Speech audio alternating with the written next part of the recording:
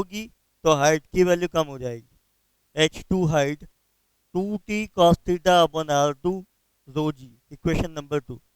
मुझे यहाँ पे पता है कि h1 हाइट की वैल्यू h2 हाइट की वैल्यू की कंपेरिजन में ज़्यादा आने वाली है। Therefore, subtracting equation number 1 and 2, h1 minus h2, 2t cos theta upon rho g common निकाला, 1 by r1 minus 1 by r2। Capital T की वैल्यू पता है 7.3 into ten raise to minus 2 cos theta, theta angle of contact theta equal to 0 था, cos 0 equal to 1 आएगा next step में। Density की value M K system में 1 into ten raise to 3, gravity की value 9.8, r one की value पता है 1 upon 1.5 into ten raise to minus 3, r two की वैल्यू पता है 3 into ten raise to minus 3। उसको सॉल्व करेंगे तो सबसे पहले मीटर में हाइट डिफरेंस आएगा 0.5290 into ten raise to minus 2 metre, यानी मिलीमीटर में कन्वर्ट करेंगे तो 5.29 into ten raise to power minus 3 metre, 10 raise to minus 3 metre millimetre में लिखा डायरेक्ट। हाइट डिफरेंस दो आर्म के बीच में लिक्विड का हाइट डिफरेंस आएगा 5.290 मिलीमीटर।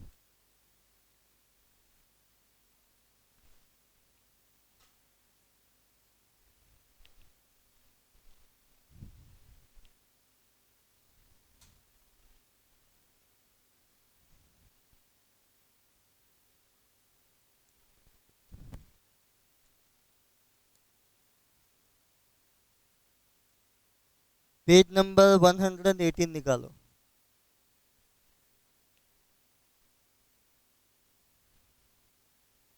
उसमें सिलेक्टेड एमसीक्यू देखते हैं।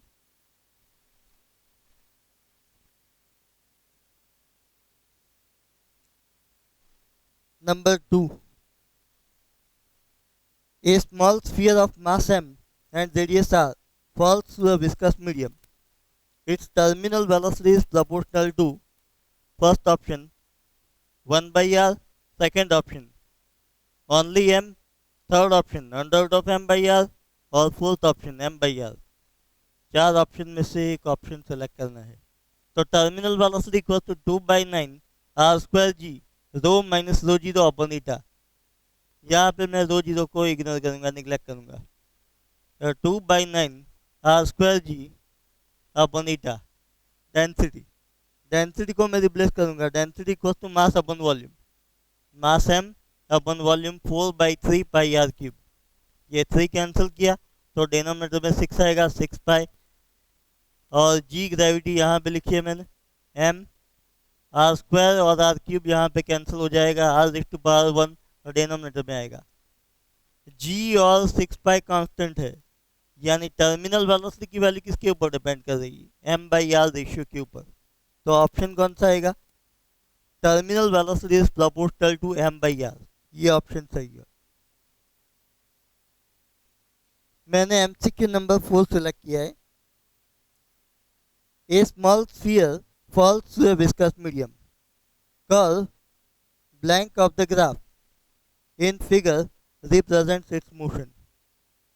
तो सबसे पहले ग्राफ वाला जो भी क्वेश्चन होता है तो सबसे पहले रिफर करना चाहिए कि वाई एक्सिस के ऊपर क्या लिखा है, तो वेलोसिटी लिखी है।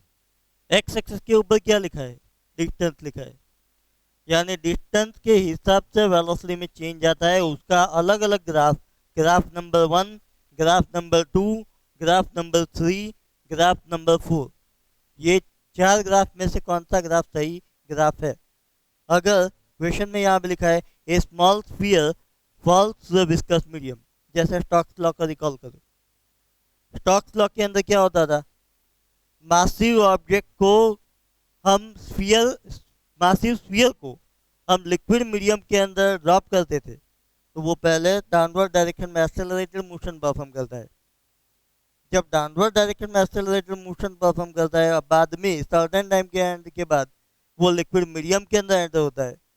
वेलोसिटी की वैल्यू जैसे इंक्रीज होती है वैसे अपवर्ड डायरेक्शन में विस्कस फोर्स एंड बॉइंट फोर्स, दो फोर्स की वैल्यू इंक्रीज होती है।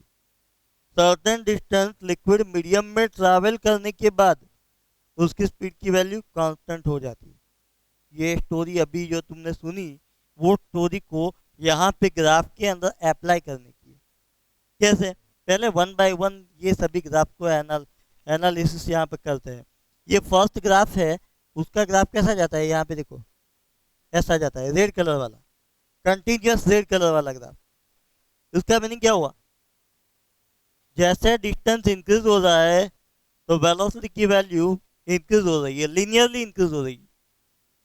आफ्टर दिस पॉइंट जैसे डिस्टेंस की वैल्यू इंक्रीज हो रही है, सडनली वेलोसिटी की वैल्यू इंक्रीज हो रही है। ऐसा हो सकता है, लेकिन किस में? रॉकेट टाइप की मोशन के अंदर। रॉकेट लॉन्च करेंगे, सर्टेन स्टेज के बाद उसकी स्पीड की वैल्यू अपर डायरेक्शन में बहुत फास्टली इंक्रीज हो जाएगी। रॉकेट, ये रॉकेट टाइप की मोशन है। ये ग्राफ सही ग्राफ नहीं है। ग्राफ को ये एम मास के ऑब्जेक्ट को फ्री फॉल प्रोवाइड करेंगे, बहुत फास्टली नीचे आएगा, ऐसा पॉसिबल है? बिल्कुल नहीं। बहुत फास्टली नीचे आएगा, ऐसा बिल्कुल पॉसिबल नहीं।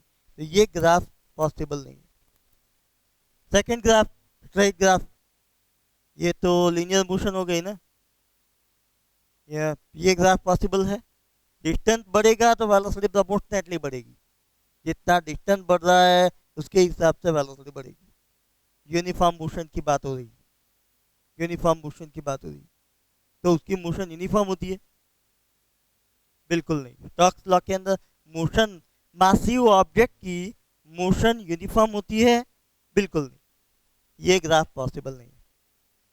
ये ग्राफ के बारे में सोचो, प्रोजेक्टाइल मोशन अपर डायरेक्शन में, पहले ग्राफ अपर डायरेक्शन में जाता है, बाद में नीचे डाउनवर्ड डायरेक्शन में आता है। जैसे कि क्रिकेटर ने शॉट लगाया, बहुत पावरफुल शॉट लगाया, सिक्स जाएगी ना। सिक्स जाएगी मीन्स के मैं तुमको समझा क्या रहा हूँ, मैक्सिमम हाइट अटेन करेगी यहाँ पे, और बाद में सर्टेन डिस्टेंस के ऊपर वापस ग्राउंड लेवल के ऊपर स्ट्राइक होगी। ये भी ग्राफ सही ग्राफ नहीं है। ये ग्राफ सही ग्राफ है, पॉसिबिलिटी है, चेक करते, वेरीफाई करते। डिस्टेंस इंक्रीज होता है, वेलोसिटी की वैल्यू इंक्रीज होती है। बाद में ये डिस्टेंस, उसके बाद डिस्टेंस बढ़ रहा है लेकिन वेलोसिटी की वैल्यू ऑलमोस्ट कांस्टेंट रहती है। वही तो हम बार बार बोल रहे हैं, वही हम बार बार बोल रहे हैं।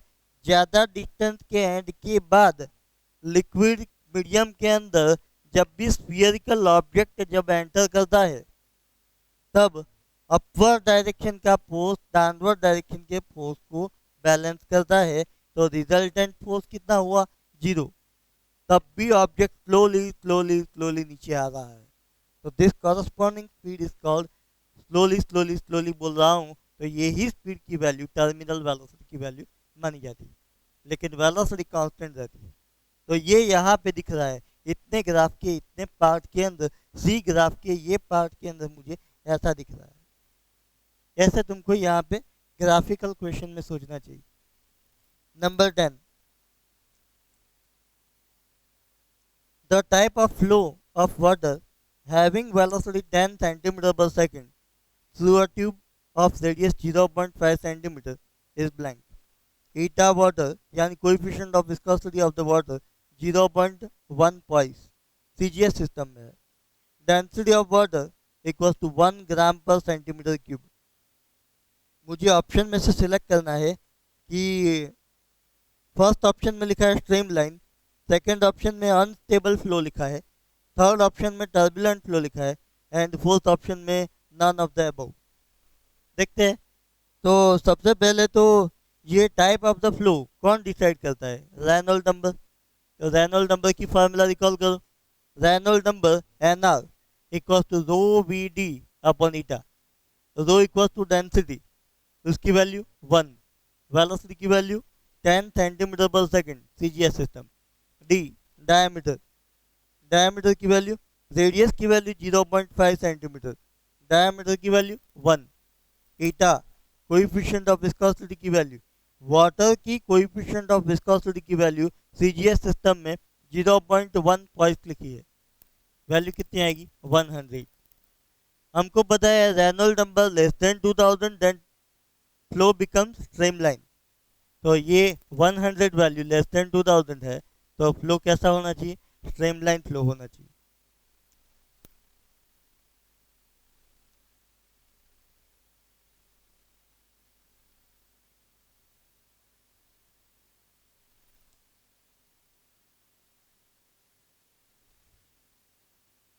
पेज नंबर 112 निकालो। उसमें नंबर 14 सेलेक्ट किया है मैंने। And droplet each of radius small r merge to form a bigger drop of radius capital R. If the surface tension of the liquid is capital T, find the energy released. या तो कई बार वो लोग पूछते हैं prove that energy released equals to 4 pi T R cube into 1 by R minus 1 by capital R. तो small r क्या है? छोटा ड्रॉप जिसकी रेडियस स्मॉल r है एंड छोटे ड्रॉप जिसकी रेडियस की वैल्यू स्मॉल r है, ये सभी कंबाइंड हो जाते हैं और bigger drop of radius capital R, तो उसकी रेडियस की वैल्यू कैपिटल R हो जाएगी। पहले तो सरफेस एरिया को कंपेयर करो, उसका सरफेस एरिया कितना आएगा 4 पाई आर स्क्वायर, एक का सरफेस एरिया कितना आएगा 4 पाई आर स्क्वायर, तो तीन का surface area 3 times 4 pi r square.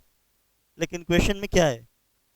And droplet each of radius r merge to form a bigger drop of radius capital are, तो एंड ड्रॉपलेट का total surface area कितना आएगा n into 4 pi r square. ये सभी merge हो गए और bigger droplet of radius capital r बन गई। सरफेस एरिया बढ़ेगा या कम हो जाएगा? पहले का सरफेस एरिया ज्यादा होगा या कॉम्बिनेशन के बाद का सरफेस एरिया ज्यादा होगा? कॉम्बिनेशन के बाद ये जो स्फीयर लार्जर स्फीयर बनता है उसका सरफेस एरिया कम होगा और एंड ड्रॉपलेट छोटे छोटे ड्रॉपलेट होते हैं, ये सभी का सरफेस एरिया ज्यादा होगा, सरफेस एरिया कम हो रहा है। जब ये एंड ड्रॉपलेट कंबाइंड होकर bigger drop of radius capital r बनाते हैं तो उसकी सरफेस एरिया की वैल्यू कम हो रही है। मैं यहाँ पे 1 बाई 1 सॉल्व करूंगा। पहले तो एंड ड्रॉपलेट कंबाइंड होकर बिगर ड्रॉपलेट फॉर्म करते हैं तो उसका वॉल्यूम और एंड ड्रॉपलेट का वॉल्यूम सेम आएगा, तो उसके लिए मैं यहाँ पे कंडीशन लिखूंगा V dash equals to volume of the bigger drop and times V, ये V volume of the smaller drop. एक स्मॉलर ड्रॉप सोचा है जिसका वॉल्यूम है V, इसकी वैल्यू आएगी 4 बाई 3 पाई आर क्यूब। लेकिन क्वेश्चन में लिखा था एंड ड्रॉपलेट मर्ज हो जाते हैं और bigger drop of radius capital r बनाते हैं, यानी final volume of the bigger drop equals to n times volume of the smaller drop. उसका वॉल्यूम कितना आएगा 4 बाई 3 पाई आर क्यूब, उसका वॉल्यूम कितना आएगा 4 by 3 pi r cube small r cube. Small r equals to radius of the smaller drop, capital r equals to radius of the bigger drop. 4 by 3 pi cancel हो गया, r cube equals to n r cube. Equation number 1। N छोटे drop, जब individual drop का total surface area मैं सोचूंगा तो individual drop का total surface area, एक ड्रॉप का surface area 4 pi r square था, तो एन टोटल ड्रॉप का total surface area A1 equal to n into 4 pi r square आएगा।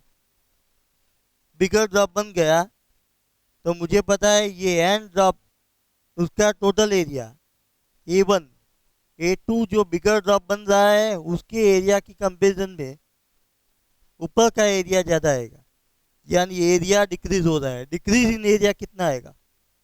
पहले तो यहाँ पे सोचना पड़ेगा A2 equal to surface area of the bigger drop of radius capital are, तो A2 equal to 4 by r square.